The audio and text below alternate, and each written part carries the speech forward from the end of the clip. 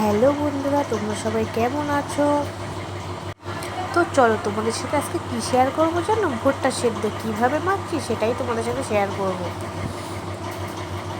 প্রথমে আলু আর ভুট্টাগুলোকে সেদ্ধ করে নেব। তার মধ্যে টমেটো কুচি, ধনের পাতা কুচি আর জিরে, গোলমরিচ গুঁড়ো আর শুকনো লঙ্কা গুঁড়ো দেবো। তার মধ্যে দিয়ে দেবো চাট মশলা আর একটু লেবুর রস দিয়ে দেবো আর পরিমাণ মতো নুন দেবো।